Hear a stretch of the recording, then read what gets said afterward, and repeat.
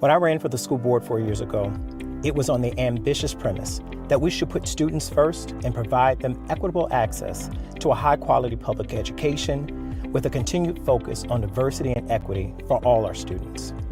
Our students deserve leaders, whether in the classroom or boardroom, who have high expectations that include parents, the community, as true partners in the pursuit of student success. I firmly believe that all children can learn when they have the best teachers and resources in the classroom. Like many of you, I want the confidence that our children will receive a world-class education and our public schools can meet the challenge to prepare our children for the college and/or career of their dreams.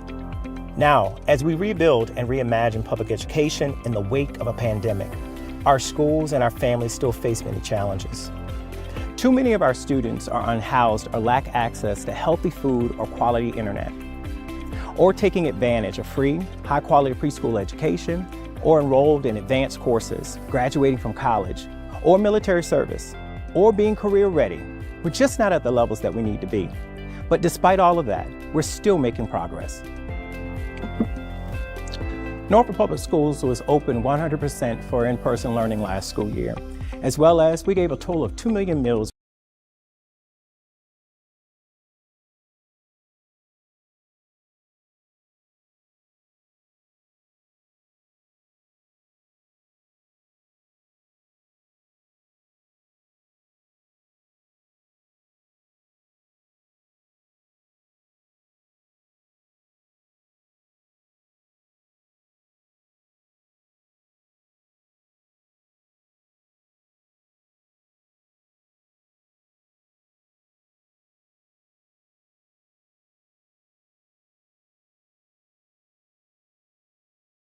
When I ran for the school board 4 years ago, it was on the ambitious premise that we should put students first and provide them equitable access to a high-quality public education with a continued focus on diversity and equity for all our students.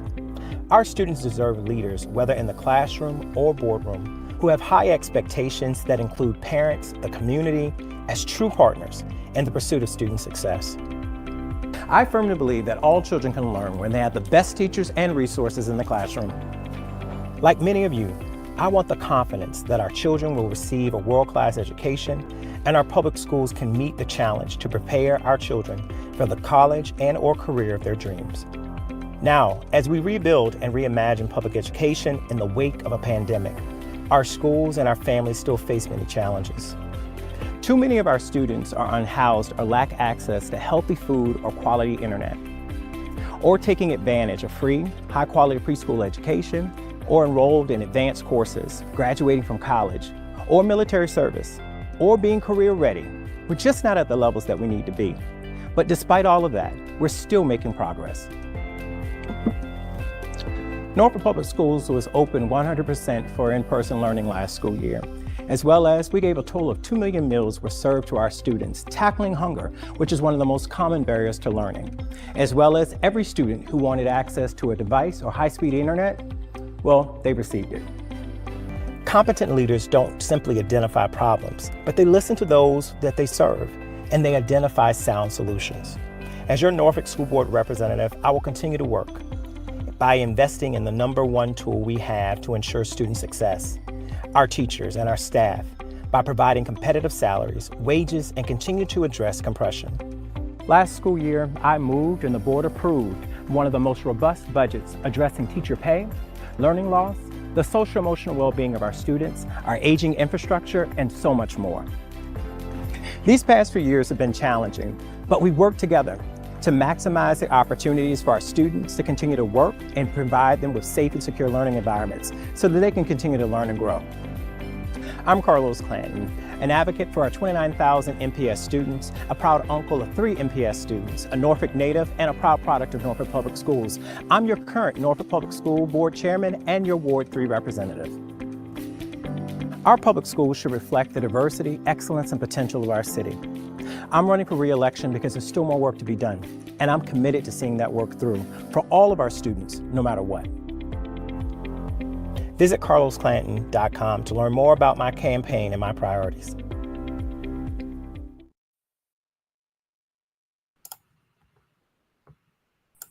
So good evening, everyone. Hey, Angelia, how you doing? I'm well, Carlos. How are you?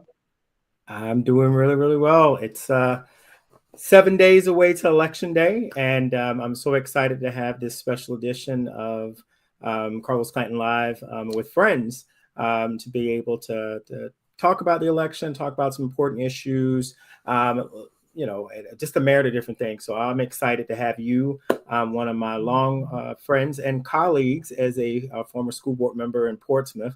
So, ladies and gentlemen, I introduce you to Miss Angelia Allen. She served on the Portsmouth City School Board for a 4-year term and has been still very active in the community and very active in supporting me in my role here, supporting the students and teachers and staff of Norfolk Public Schools. So again, welcome, Angelia.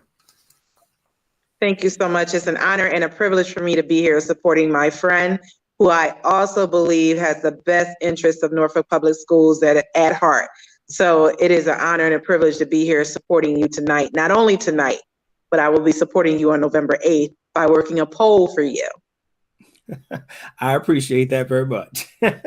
So look, we're going to jump right into this and bring in our first guest this evening. And this guy, I've got to know over the last couple of years. Let me go ahead and that is Dr. Leon Rowson, who currently is serving Ward 4 as their representative. I got to meet him in 2018 when we were running for school board. Fate wouldn't have it that he would be a member at that time, but he was in the line, ready to go to service and support the students and teachers of Norfolk Public Schools and to be a voice for Ward 4 when we had to call upon him to fill out the vacancy of Ms. Christine Smith. So welcome, Dr. Rowson. Thank you. And please excuse my junky office. I guess I'm sort of like the nutty professor. I'm a research professor at Norfolk State University, and I'm just finishing class and meetings, so I'm still at work. It just never ends. I must admit, being on the school board, for the last 10 months has probably been the most challenging and most complex and rewarding role I've ever had in my 40 years in education. So I got to say that what we do, it's very fine and hard work, and I'm willing to do that for another 4 years because I am clearly a servant leader. I mean, we do this out of labor of love. It is not because we get $1 million for it. It is a labor of love, and I feel like I have an obligation to give back to my community and all the 27,000 young people in Norfolk Public Schools. Definitely. Well, good evening, Dr. Rowson. Good evening. Well, you just touched on my first question, which is why are you running for Norfolk Public School Board in Ward 4? Is there anything that you'd like to add to what you feel as though is your calling for this role? Yeah, I think that that I have an obligation to give back. I think a lot has been given to me through the years, through great teachers I've had, through great professors and community experiences and all the students I've touched over the last 40 years, that I feel like I have an obligation to give back to my community. Being on the school board is clearly a service.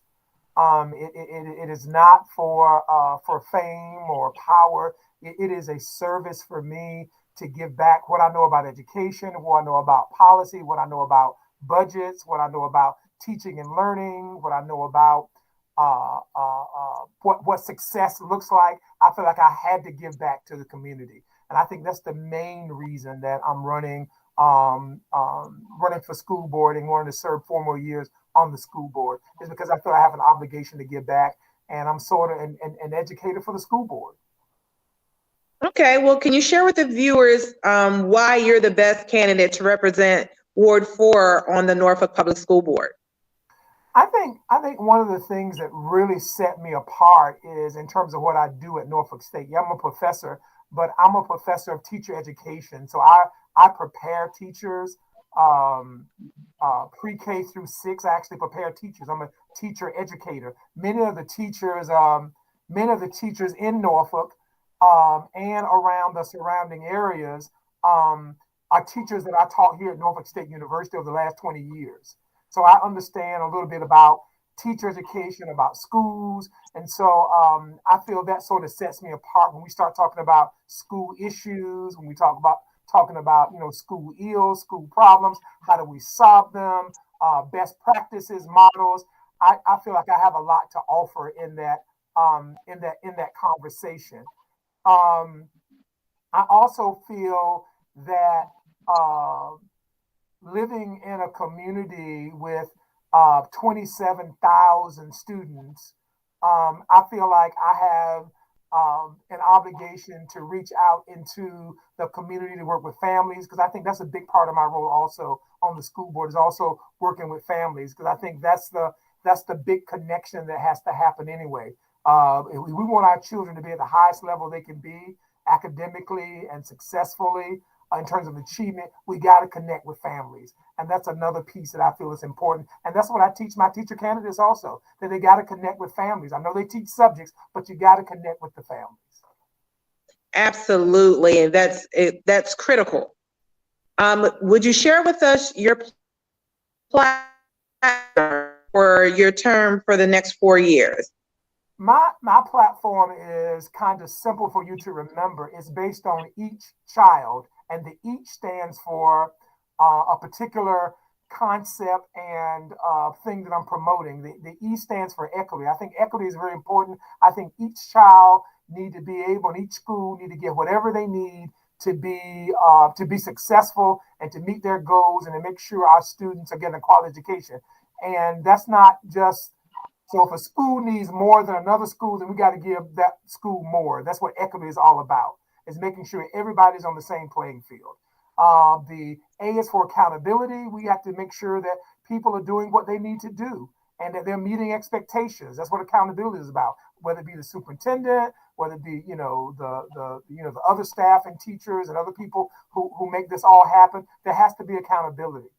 And the C is for capital improvement. We're always trying to make sure our schools are safe. We're also looking at building new schools. We're also renovating. So capital improvement was a big thing on my platform, to make sure we're looking at that. We're in the process of looking at either rebuilding or renovating Murray High School. We're looking at Booker T. Washington High School. So we're looking at a lot of different projects right now that we're looking at that's very important on my platform. And the H is for honesty. I think it's important that that I am honest and transparent, and that I really do that I'm really truthful about where I am. I don't want anybody to be in the dark about where I am, what I feel. I really try to be honest. I listen, and I think that's important. And that's how I get my ideas. I got to listen to my constituents and the people of Norfolk, so that we can really do what we can really do to make Norfolk Public Schools the best that it can be and should be. Wonderful. In closing, what would you like to leave with the voters of Ward 4?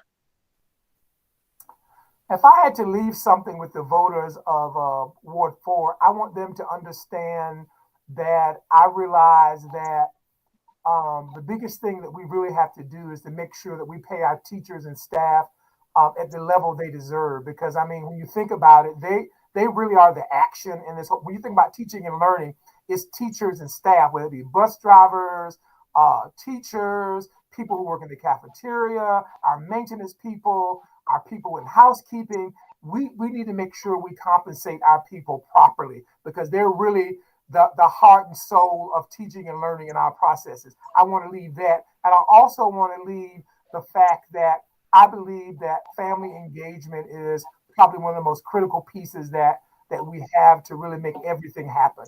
So I do want to be able to work with families and communities. Well, that's great information to know. Just a reminder that Dr. Leon Ralston is the Ward 4 representative. He is running for re-election. Early voting is taking place right now. And of course, Election Day is November the 8th. Do you have a website you'd like to share with us or anything, Dr. Ralston? Yes, my website is www.drleonralston.com, and you can kind of see my whole platform and things about me, and to make a really good informed decision. Thank you so much, Dr. Ralston. Thank you. Carlos. All right, and definitely, and I don't want to be any secret in it, I support Dr. Rowson for re-election. He has been a great partner on board. He brings an immense amount of experience, and just put it there, he is an educator on our school board, and he supports to bring everything together so that times when I have to go to him and say, well, Dr. Rowson, what do you think about this? And so he's helped me with that research that he's done.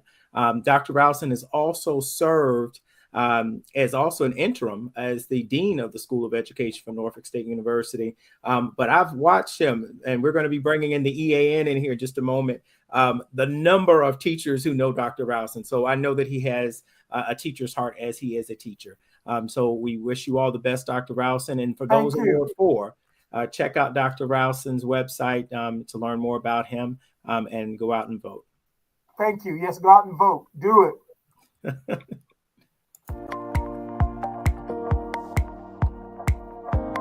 As a pediatrician, I make it my job to know what is in the best interest of children. And I can confidently say that serving alongside Mr. Carlos Clanton, he has had our children as his top priority. During the pandemic, he launched forward a First Start Smart initiative. So that way we were not only looking at safety protocols, but what we could also do to enhance learning opportunities for our students. Every student was guaranteed Wi-Fi access through MiFis, as well as computers, so that they could participate in their academic schooling, whether they were in the classroom in person or if they were at home participating virtually. For the first time in many, many, many years, we have been able to put forth a powerful budget that really compensates our teachers due to all of the past years of compressed salaries.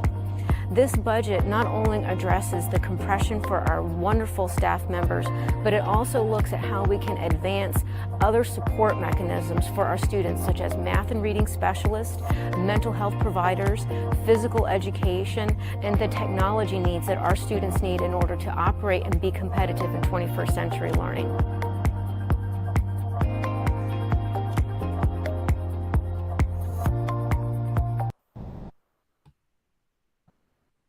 All right, Angela, it's all right. Thank you. We have the honor of having this evening with us Ms. Helen Pryor, the president of the Education Association of Norfolk and local affiliate of the Virginia Education Association. Good evening, Helen. How are you? Good evening, Miss Angelia. Wonderful to see you. Wonderful to see you, Carlos. So glad to be here. Definitely. Thank you. Thank you. Can you share with the viewers the mission of the EAN? Absolutely. The mission of the Education Association of Norfolk is to unite our members and our local communities across the city in fulfilling the promise of a high-quality public education that successfully prepares each and every child to their full potential. We also support our teachers and our staff members, our custodians, our maintenance workers, cafeteria, bus drivers, paras, all specialists. And we defend and protect them from anything that we may feel may be an unfair practice, whether it's coming locally or from the state, and provide conditions for them so they can perform at their best potential, because after all, they are the ones that know the names of every single one of those children in those seats. Thank you. Can you share with us why did the Education Association of Norfolk endorse Carlos Clanton for a second time in his bid for re-election? Absolutely, a second time. What's been wonderful is we've had more of a bird's eye view of what is going on in Norfolk. The Education Association of Norfolk is part of a district union, which encompasses the 7 other cities. And as we know, many people work in one city, but live in a separate one. So we have people that are also that live here and their children are here, but yet they work as teachers in one of our other unions. So we took it into very careful consideration with our political action committee on endorsing our candidates this year. And endorsing Carlos Clanton it was an obvious choice because we've known him for many years, and he is transparent and he is honest. And when we have spoken to him and we've asked for things, the conversation is there and we see the results. I think Norfolk Public Schools was one of the best performing districts during the pandemic. Absolutely. We came to the table immediately, and we had a mission to do the best that we could for our students. Carlos has supported and voted for teacher and staff pay increases all the way across. He supported the pandemic bonuses, which included the $2,500 and the $1,000 bonus in 22. He approved the amended 3-year plan. Our bus drivers now have the highest pay in the region. That was a huge issue for us. Wow. Those calendar adjustments, teachers just did not have enough time to put their records in, and we were able to come up with a calendar and bring it to the table, and Carlos Clanton helped us get it approved. Hiring gifted teachers and the new 5-year gifted plan. That was simply amazing. All issues that the unions have brought to the table, and we specifically asked for. Also making progress towards early childhood development, early education. We are seeing more and more of that. And the early learners are supplied with PALS tutors. Keep in mind, many of our second graders that came in after the pandemic had not seen the inside of a school building since kindergarten. So Mr. Clanton helped us close those gaps by endorsing all of these items. Also, what we saw a big rise in is English as a second language learners. We needed the additional support. So when our PAC committee came together, which included our other cities, Accomack, Chesapeake, Northampton, Portsmouth, Suffolk, Virginia Beach, and us, we discussed all of our candidates across the board. And we not only endorsed Carlos Clanton, but we are very proud to endorse him. And I hope everyone comes out and votes because we need him to stay on that school board. I concur. In closing, what would you like voters to consider this election season, especially when it comes to the school board? This is what they really need to consider more than anything else, is now that we have come out of the pandemic, we have to look towards our future. And the only way to really do that is collective bargaining. The Education Association of Norfolk, part of the Virginia Education Association, is part of the National Education Association. We're not only the largest teachers union in the nation, but we are the largest union. And collective bargaining is so important. And we are endorsing our candidates that support collective bargaining. And we all know that right now, not only in Norfolk, but across the states and the regions, we have a teacher shortage. It's not a big mystery. Our teachers have been underpaid. They did their jobs under very difficult conditions. In some situations, they didn't feel like they were being respected as they should. Norfolk Public Schools Board always listened to us. We want them to continue to, and we want them to support collective bargaining. And here are a couple of the main reasons. Because this will be done on a state level, we're the union with the state division, we need to pay educators competitive salaries. We want to retain them, especially our ones that have been with us for a long time, because they are our mentors for that newer generation coming in. We also want to increase additional aid to high poverty schools through the at-risk add-on. People want to say that our schools across the district are even across the state, but they're not. Equal is not equitable. Some cities need additional support. We would love to work with our local and our state to lift the support cap, which limits state aid for critical school positions. Of course, if we go with collective bargaining, our school board and our school board members that have supported us through this will see some big changes. And we want to make sure as Mr. Clanton understands, we want to fully fund the standards of quality set by the Virginia Board of Education. So we have endorsed him because he is committed to this community. He is a part of the community. He's a product of Norfolk, and he has always kept his promises and understands, like Dr. Leon Rowson, that we need to support each and every one of these children because they're our future. They're going to be the children that are going to be sitting right here running for these offices, and we want to be able to say that we did right by them. And the Education Association of Norfolk is doing right by them by endorsing Carlos Clanton and Dr. Leon Rowson. Well, thank you so much for joining us this evening and giving us the outlook from the Norfolk Education Association's viewpoint. I see Carlos has rejoined us. Yes, I am. I was sitting in here. Helen, thank you so much for the kind words. That I am I'm a true supporter. And my theme throughout my 4 years has been student-centered, teacher-inspired. Anybody, and you'll see a couple of former teachers who had an impact on my life. And I've often said when I've gone out that a good teacher can teach, but a great teacher can inspire. And so what I do each and every day when I work on the school board, and folks have no idea. I mean, we work 40 plus hours and I have a whole nother profession, but I care. There's so much work that needs to be done. I'm committed to that work.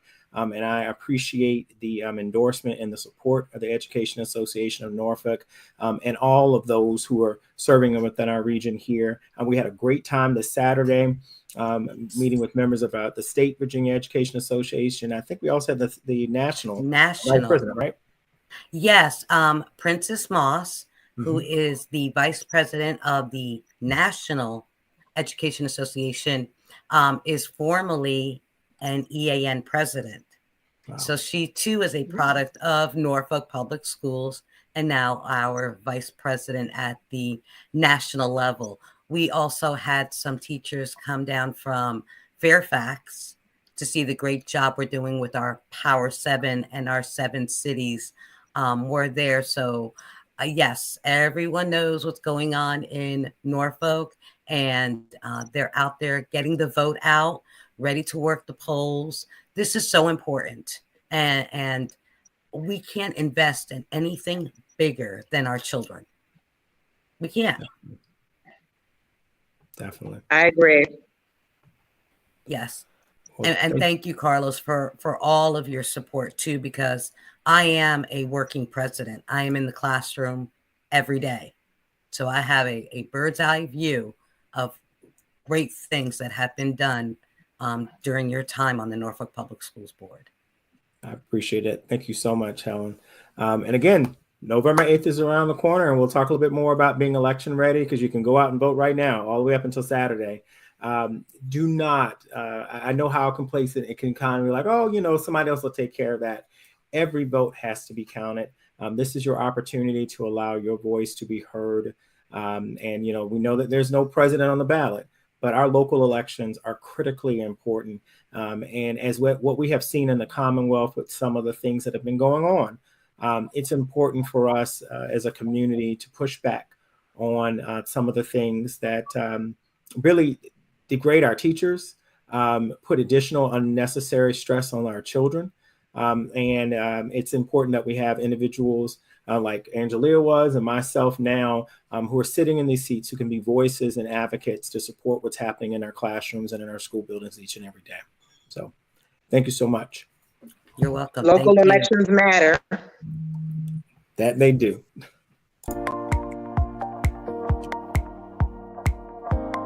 Hello, my name is Yvonne Wagner. I am a proud Booker T. Washington graduate, 1969, and I am a former school board member. And as a school board member, when I left, I passed the torch to Carlos Clanton. Why? Because I knew that he would be the leader that we need. We have a new baseball field that we haven't had in 8 years. We're working on our tennis court. He's pulling the infrastructure together. We finally have a feasibility study.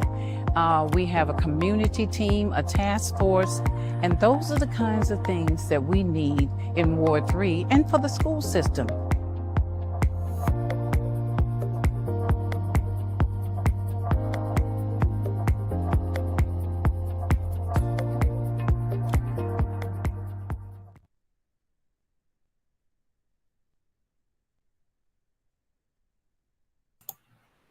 Well, we're back. And now I get to bring in a really exciting crew here. And so I'm going to start bringing them in now. Right.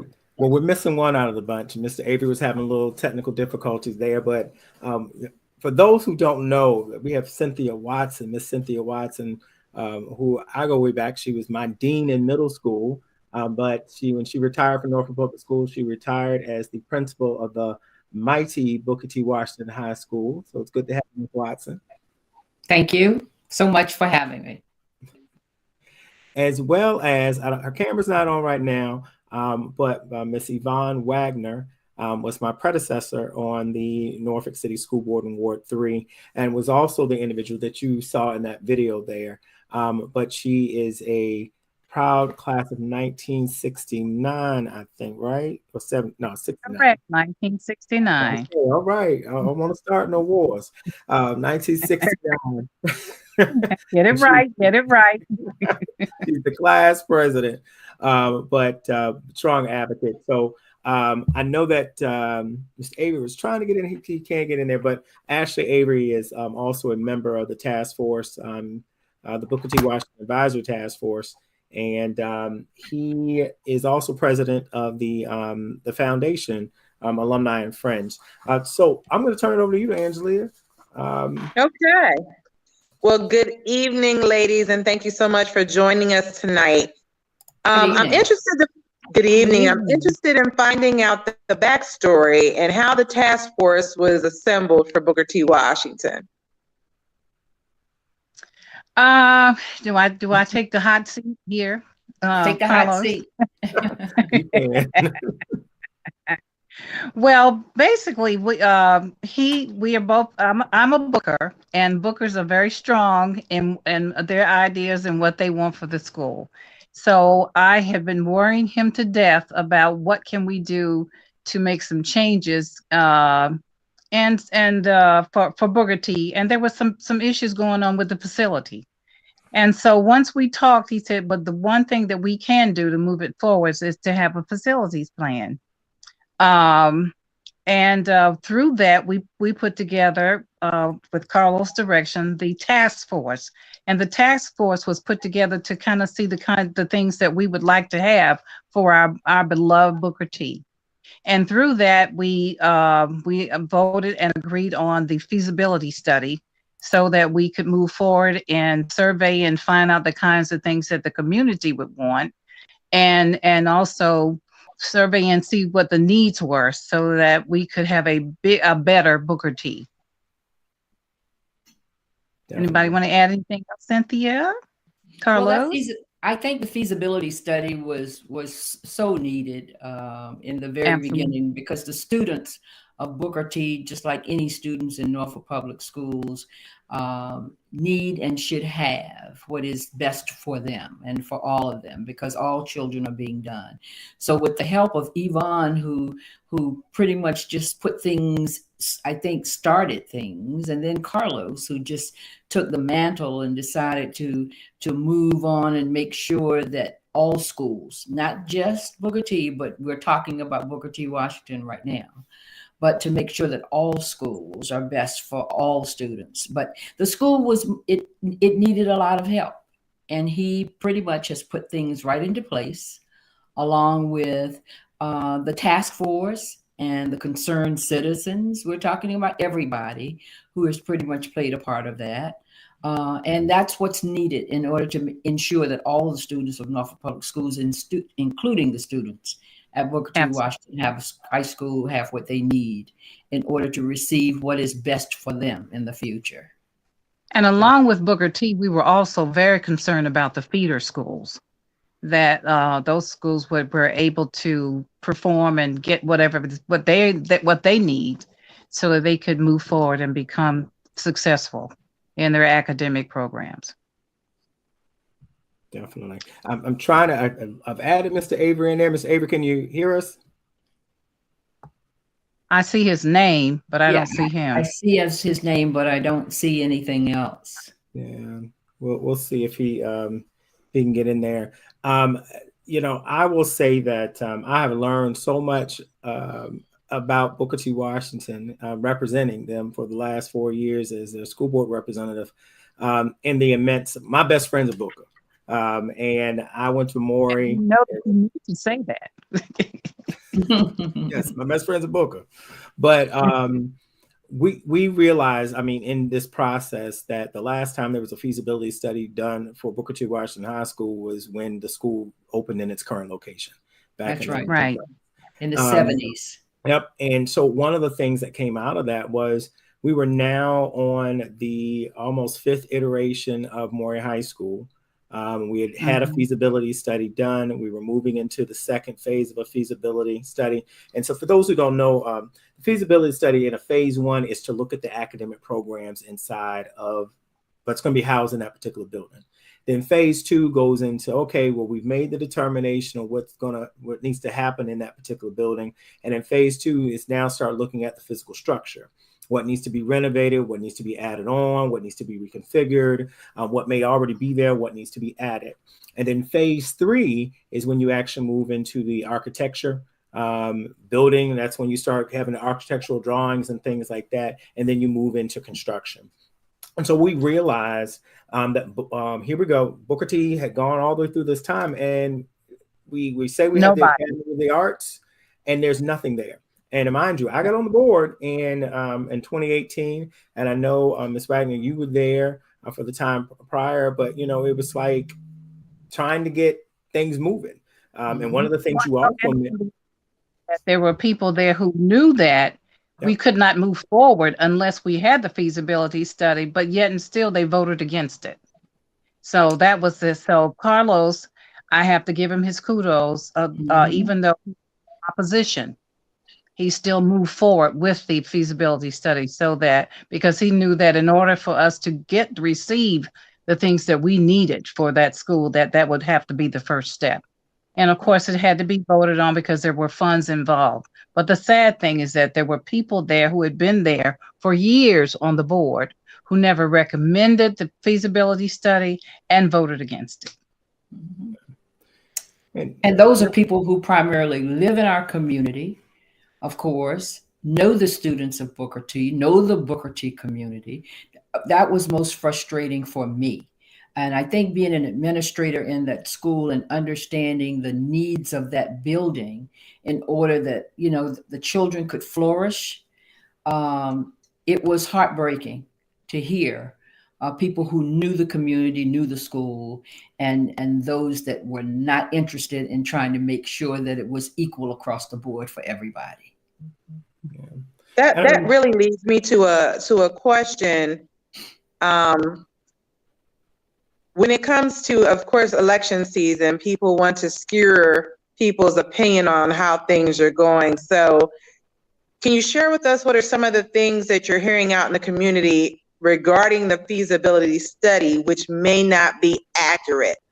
Because you segue right into a great question, and this is an opportunity to clear up any misinformation, especially as we're making our way to the polls about the feasibility study.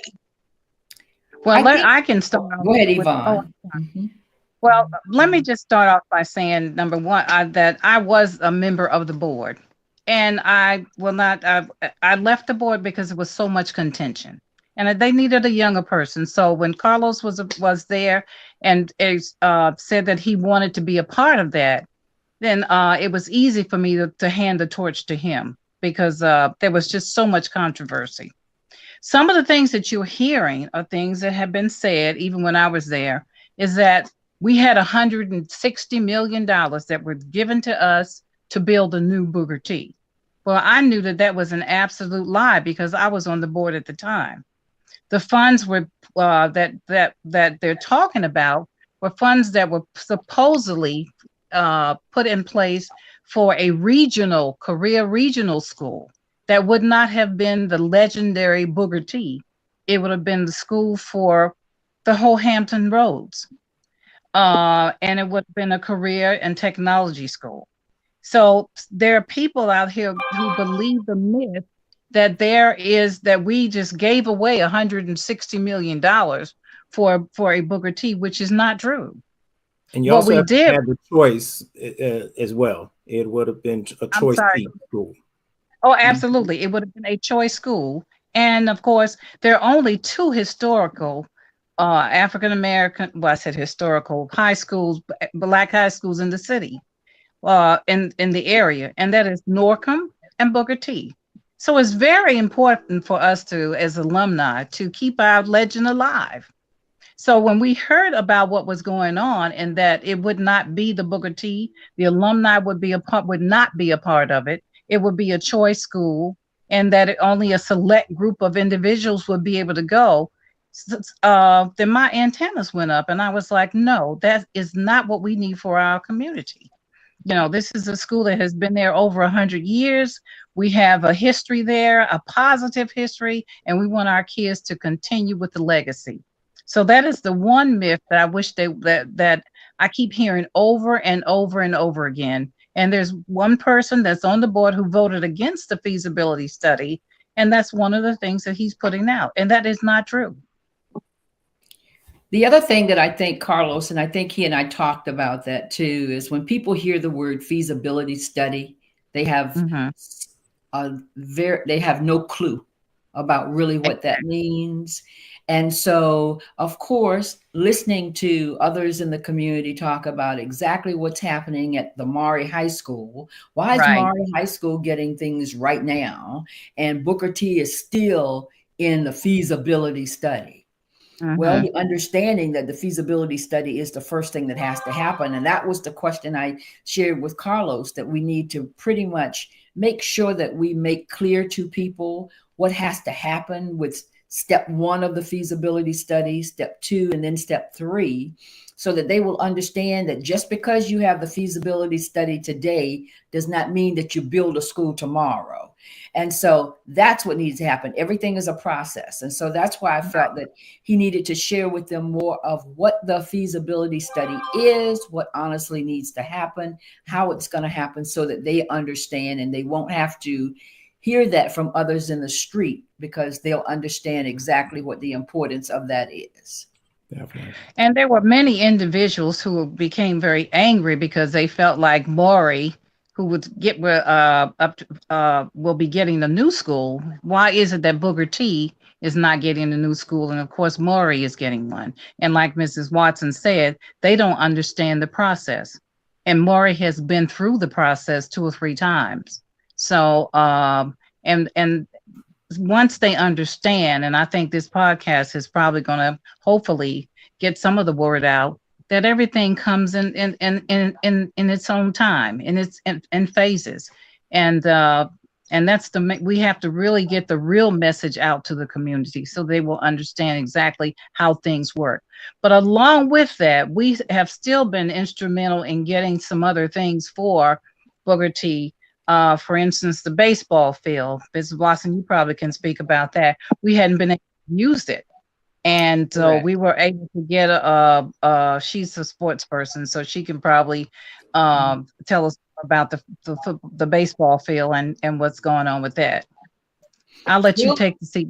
Okay. All right. Also, I mean, when you start thinking about the facilities, and I do know that the students had to be transported out of the building and from the building in order to be able to participate in their after-school sports. And so they've been very, very instrumental in making sure, of course, the baseball diamond, the softball field.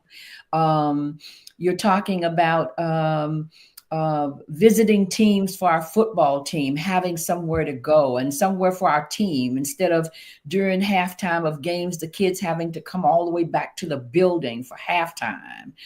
So you talk about that even in the building when you're beginning to talk about the air conditioning system. that has been most needed, of course. Air conditioning, the heating systems, those are things that are slowly, I'd say, moving right now as a part of this process. Along with the athletic field itself, but the inside of the building. And I do know that they've got things coming up, the new windows in the school. All of that is aesthetics, but it is definitely needed for the students. And that is just a start of what is going to happen in order to get the school up to par for the children in Norfolk. And let's not forget that along with that, I'm sorry, I'm going to let you go. I'm going to let you go. Let's not forget the piece of the academics that we're excited about. We've looked at the program, and Mrs. Watson and some of the other educators and I, and aligned the program with what it's supposed to be, the School of the Arts. And the other myth is people think that the School of the Arts means that you're dancing on top of the table and singing, and that's all. And once we put that program together and aligned it with what the state recommends, they were beginning to see that you have things like camera, broadcast journalism, broadcasting. I can't even think of all of broadcast writing. I mean, things of that nature that children, you never hear. You only think of dance, and you only think of music, and you only think of those things when you think of the Academy of the Arts. But when you talk about the Academy of the Arts, you'll find that a lot of those students who are in that program are multifaceted.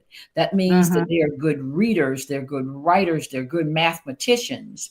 And unlike them just being able to sing and dance, they also are taking honors courses, which allows them to be able, once they leave high school, to be able to go far and beyond, and can participate in things of that nature. So, and I do know that there's a component that wants to involve mathematics, engineering, the STEAM program, and that's perfect for the school because that allows them to address children where they are, and it still allows us to be able to expand their knowledge and their abilities so that when they leave high school, they can go in all directions, and that's what we want. I thought education was designed for that purpose, which is to prepare our students so that when they leave high school, that they can go in any direction. That means that we've prepared them for that. So that's why I feel it's most important that we push that at Booker T. Washington High School.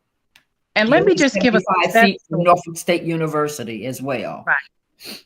Let me give a success story so that you can kind of see where we're going with this. Mrs. Watson, when she was at Booker T, when the program of the arts was thriving, my granddaughter was there, and she wanted to go because it was the School of the Arts. They had forensic, they won in everything, short act plays, writing, the works. And through that, she was excelled so much that Mrs. Watson saw to it that she went to TCC to finish to do her junior and senior year, and still allowed her to come back and get involved in what was going on within the school and the School of the Arts. She graduated from TCC on a Wednesday and Booker T on a Monday with 60 college credits, all coming from the School of the Arts and the preparation. She went to North Carolina Central, did not pay one dime, a full ride. Graduated from Central in 3 years, went on to finish her master's in finances in 1 year. And now she's working for corporate America, almost making six figures, and she's just turned 29. So those are the kinds of things that come out of Booker T when you have somebody, the leadership there and the curriculum aligned with what it should be, and the kind of people and individuals and students that come out of the school when it's right. So, and we, Carlos, he's familiar with many stories like that. Students that have gone on and they become photographers, technical writers. So it's not about singing and dancing, right? But it's more than that. Right, school board members. Exactly. That the music and the dancing and theater, but you have to learn how the producing. There's and music. There's become an entrepreneur. And all of that is part of it. So we're just, I guess you can see, we're really excited about the direction that the school is going in. And I have to give it all to Carlos. Carlos, don't let your head get too big. But not my word. I'm good. Actually, he actually listened to the vision. Yes. He listened, and that's the important thing.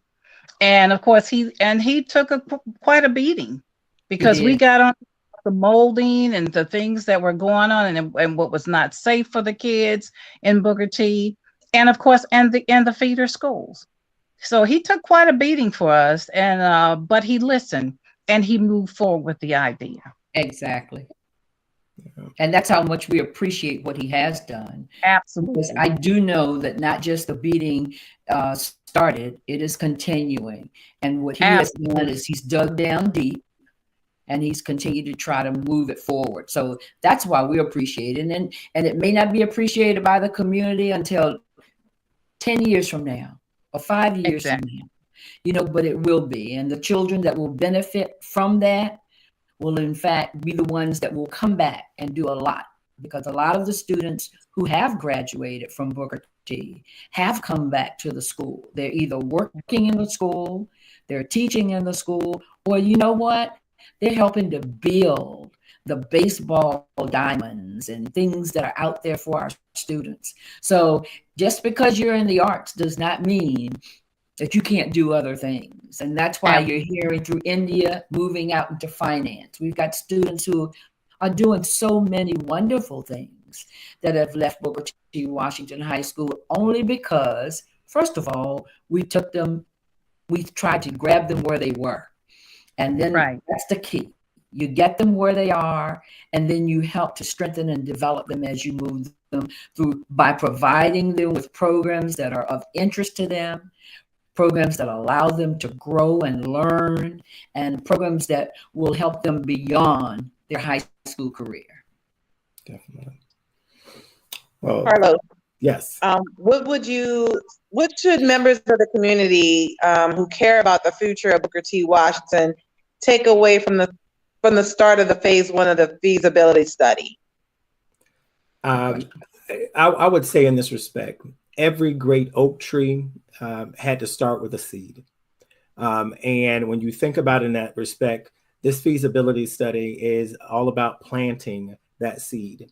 And what it's going to require in anything, when you look at that plant and allowing it to grow, it's going to take blood, sweat, and tears. It's going to take conversation. It's going to be courageous conversations.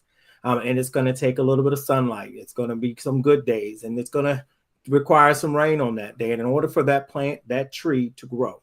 And so when I look at feasibility as phase 1, it's just that. It's planting the seed. It's engaging our community. It's coming around as a community to nurture that great idea, to birth something great for the next phase and iteration of Booker T. Washington. What I'd also add in that is that Booker T was built right around the new building that it's the building that it's currently in now, River and some of these other schools. And so we're really looking at a building that would say has good bones. And when we're looking at constant struggles on finance and funding, we've got a great opportunity. If you go drive by Indian River High School, drive by Western Branch, where you can take funding and go in and give a new life. And we're at the midlife of that building. And so there's several things that are already being done, as it was mentioned earlier, brand new roof.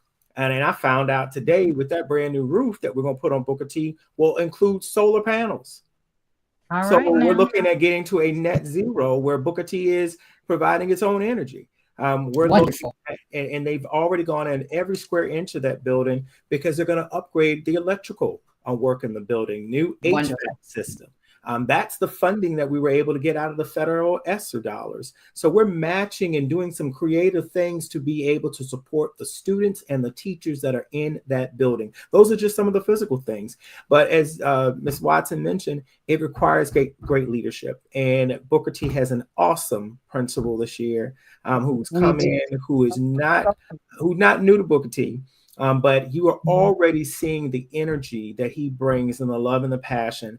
And I've seen it before, and Ms. Watson has a retired administrator. You want to see a great school, I can tell you they've got a great head in the respect of a principal, because that is the chief instructor in that building, and they set the tone and the energy. And the students see that, and the teachers see that. And so I just take away in that respect that we got to trust the process. And people have to understand that there is a process that we're moving through. We voted on this resolution. I brought it forth to my colleagues on the board. I had courageous conversations. I got the necessary votes together from individuals who honestly were representing other areas who were not, well, you know, that money could go to my area. But individuals on the board recognized that Booker T is a critical part of our high school infrastructure, and that Booker T. Washington needed for far too long had been ignored. Yes. Not on my watch was I going to sit here in my 4 years and not tackle those things. For one, Yvonne and Cynthia and nobody else is going to let me do that. But two, and you're right. That's not what I was here for. I've never been a person about just sitting on my hands or not. I'm about action. And so, and I tell them, anybody down here, you can check my record. I have cast the votes in support. I've rallied other individuals, and that's what you do in a deliberative body. You may have difference of opinion, but you come together, find out where we can agree. And if we say that students focus is where we want to be as a governance team and putting kids first, then guess what? We need to do that. So, you know, when we get around here, the feasibility study will hopefully be coming back to us. I know that they're going to be doing some tours of some other schools.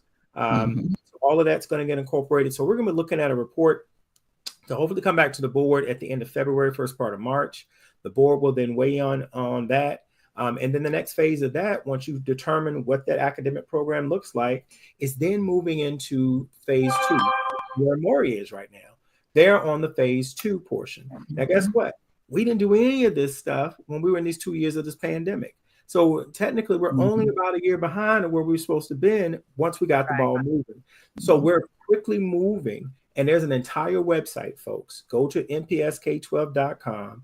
Look under the community, look on the About Us, and look for educational planning. Everything that you want to know about the Booker T. Washington feasibility study is right there, including the meetings, including the students who are engaged, even our faith-based partners. There was a special meeting held with them on how they can support. So when you're hearing some of this stuff out there, you can ask me, you can find me, you can ask Cynthia or Yvonne or any member of the task force, because let me just say this.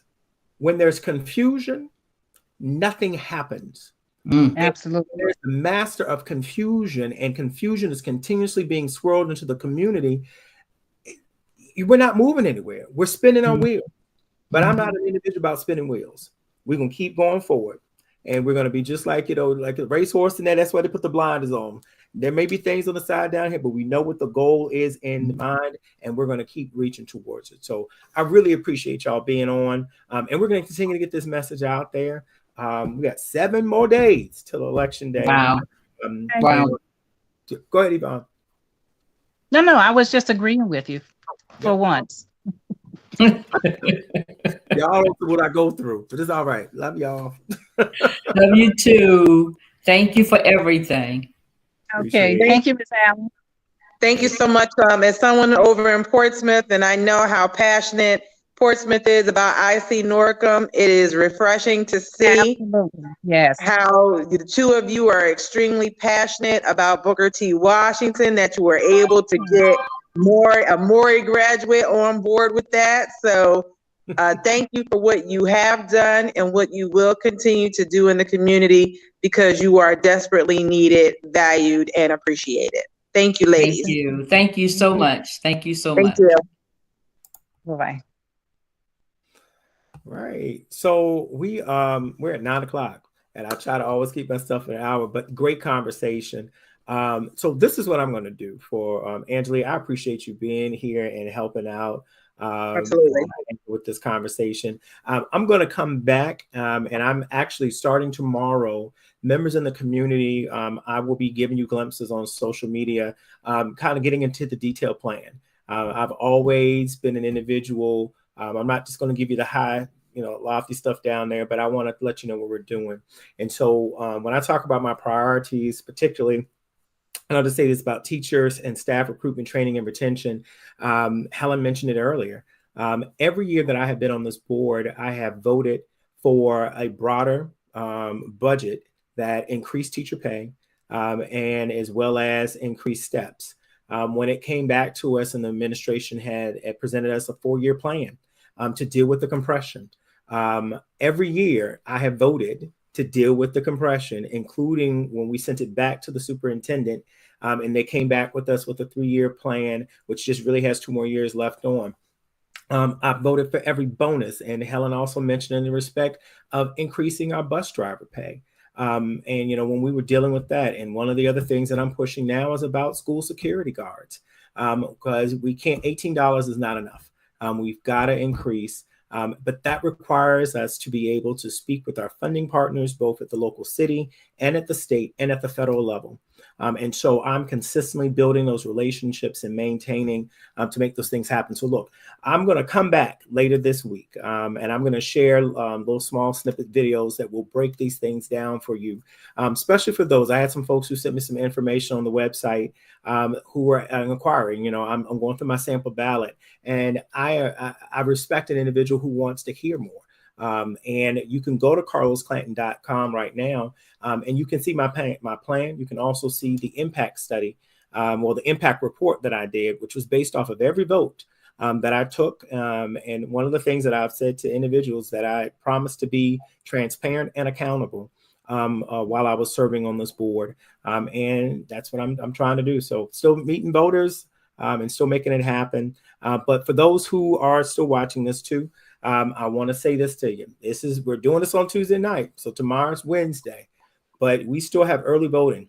You can go to the Norfolk City Hall on Wednesday, Thursday, Friday and Saturday from 9 a.m. to 5 p.m. Norfolk City Hall, that's 810 Union Street. We also have satellite voting at 4 separate locations. You can do that at the Jordan Newby Library. You can do that at the Pretlow Library in Ocean View. You can do that at the Lamberts Point Recreation Center or at the Berkeley Community Center. And for this, they have a kind of interesting because they've got just 2 more days at the satellite locations. And you can do that Wednesday, 9 to 5, or you can go there Thursday from 11 a.m. to 7 p.m. And of course, Election Day is on November the 8th. And polls will open at 6 a.m. in the morning and they will close at 7 p.m. that night. If you are looking to be able to volunteer or to do some work with my campaign, if you're so inspired to, go to carlosclanton.com, get involved. We'd love to have you. Thank you again, Angelia, for also stepping up again. You were with me in 2018, and I thank you. I know Helen is still here. I'm going to pop Helen in here. Hey, Helen. Hello. Yes, absolutely. I was enjoying Miss Watson and Miss Wagner. Yeah. It's been a while. I think a lot of people don't realize how long we've all known each other. Yes, definitely. Well, look, Helen, I appreciate you and the EAN for your support. As we're getting ready down to the wire, and I just encourage folks to check out the information. We have websites. All my stuff is out there on my website because I believe so much in what I'm saying that I'm going to do that I will stand behind it and not try to hide behind things and to be transparent and that these are the things that we're moving for. I'd also have to say that I believe in each of our children. I don't care what background you come from.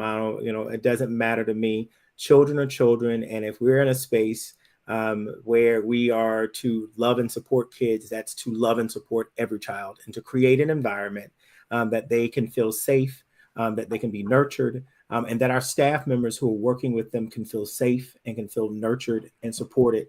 And that's what I'm going to continue to do. And as long as the community decides to have me back there on November the 9th, after everything is said and done, if it says that I'm back, I'm continuing to work. We got things to keep doing. So with everybody, I appreciate you all. Thank you all for joining and definitely have a great, great, great night. You too. Bye-bye. Have a great evening.